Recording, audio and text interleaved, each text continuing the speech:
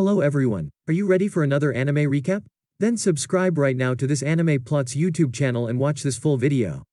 Did you subscribe? Okay, let's start the video. Despite the recent attack, the UA Sports Festival will go on, like it's the World Cup of the MHA verse. It's also a great opportunity for the students to make a name for themselves and get scouted by pro hero agencies. Ochako is hyped, and we learn her true desire in becoming a hero is to make money so her parents can rest easy. 2 weeks later, and it's time for the tournament to begin. The first episode is an obstacle race outside the stadium. Shoto quickly jumps out in front with his ice and freezes a giant robot before heading off. Deku grabs a piece of robot to use as a weapon. Bakugo closes in on Shoto for first place as they go through the final obstacle, the minefield. While everyone is carefully traversing the area to not get exploded, Deku goes Giga Brain and does the opposite. He picks out a bunch of mines, puts them all together, and launches off the massive explosion past everyone using the robot shield as cover. He's the first to re-enter the stadium and wins the event. All Might is proud. Many of the top 42 that move on to the next round are from Class 1A, which will be a cavalry battle. They can choose their own teams from 2 to 4 people and earn points by stealing headbands from the other teams. The better you did in the obstacle race, the better your starting points are. They go up by 5 points each, except for first place, which is 10 million. And that makes Deku the prime target for everyone to take down. And so, of course, no one wants to team up with him. But not everyone shuns him. Of course, Ochako is down, and so is support girl Mei Hatsume, who wants to show off her gadgets to top companies. Deku also recruits Tokoyami, after Ida decides to challenge Deku instead of joining him. The cavalry battle begins with only the top 4 teams moving on. Everybody goes after the 10 million headband, but between the inventions, anti-gravity, and Tokoyami's quirk Dark Shadow, they do a good job of keeping the headband. Ida breaks out his secret ability Recipro Burst, and Shoto is able to take Deku's 10 million point headband. Now at 0 points, Deku finally uses One for All, which causes Shoto to instinctively use his fire, which upsets him. And in that clash, Deku grabs a headband.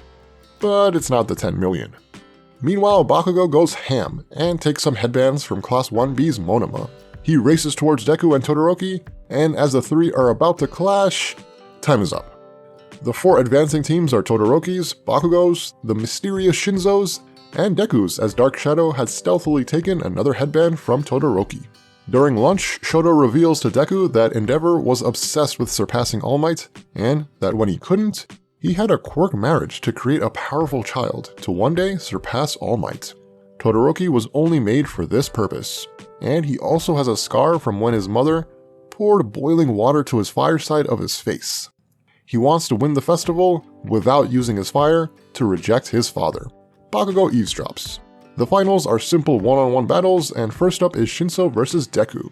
Despite Tail Guy's warnings beforehand, during the match, Deku uncharacteristically makes a pretty dumb move and responds to a question by Shinso. Shinso's brainwashing quirk has been activated and he commands Deku to walk out of the ring. Just as he's about to step out, he sees visions of people standing in the hallway, those who previously wielded One for All. Suddenly his quirk activates and he's able to break free of the mind control. With that out of the way, it's a wrap for Shinso, who is physically outmatched by Deku. Still, even in a loss, Shinso gets a lot of support from the crowd and his classmates, admiring his quirk. It means a lot to a guy where people used to always be on edge because of the nefarious potential of his quirk. Last battle in the round of 16 is Ochako vs Bakugo. She displays a ton of determination, strength, and intelligent battle tactics as she endures Bakugo's explosions, while secretly touching the arena debris and floating them above Bakugo. She releases them, but his quirk is just too much and blasts them all at once, sending her reeling back.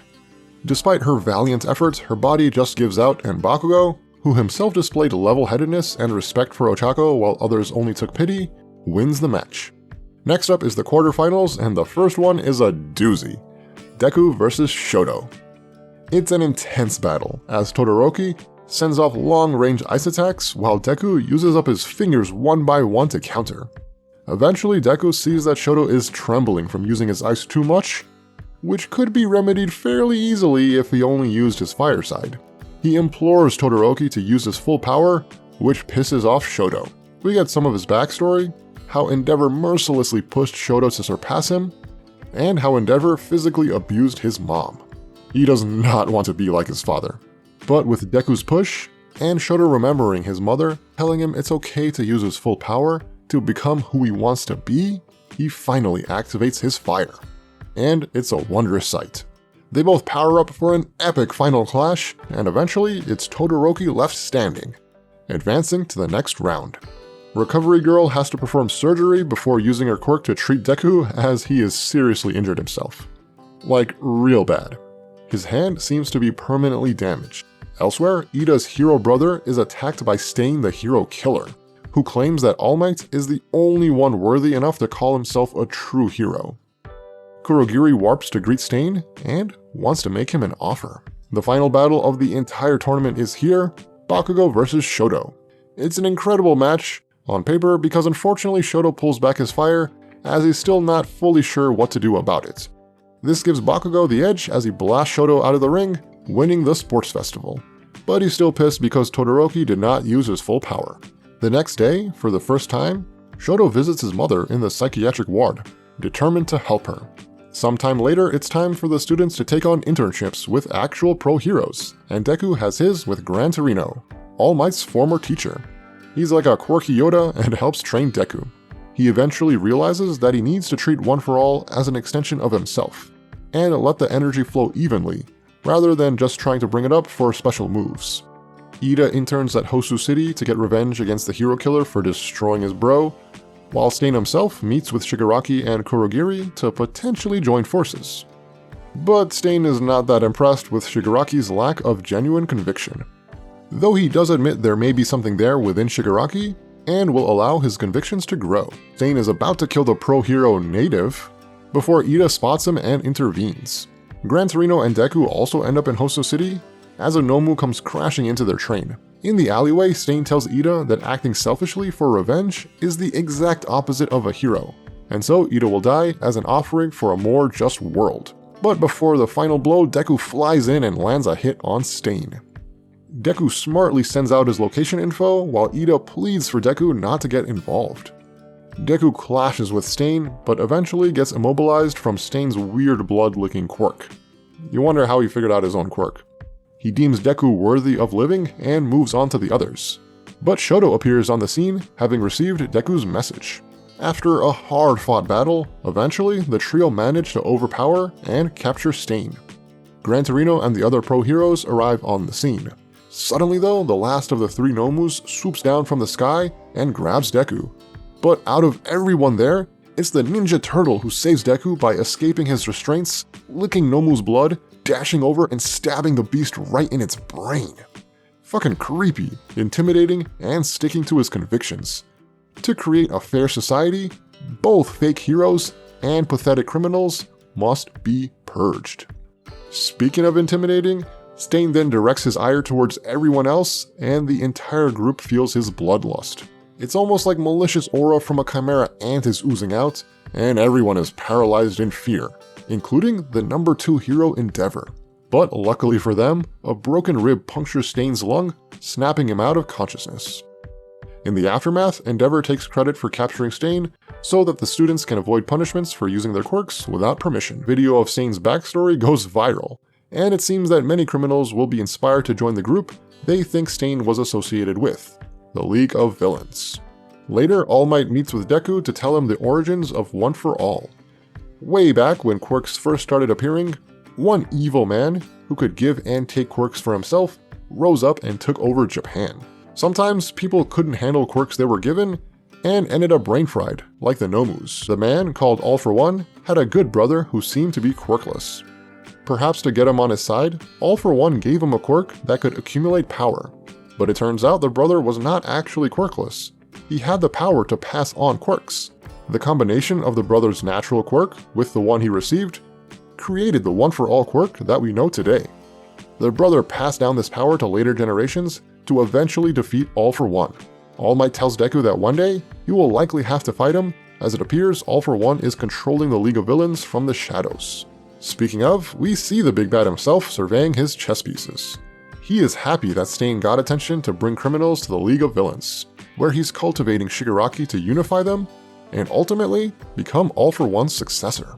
Back at school, it's time for finals, and the practical portion of the exam pairs 2 students together against 1 teacher. First up is Diabetes Hulk and Kirishima versus the Cement Guy, and despite their best JoJo's reference, it's over pretty quickly as the strong boys run out of steam against the waves of cement.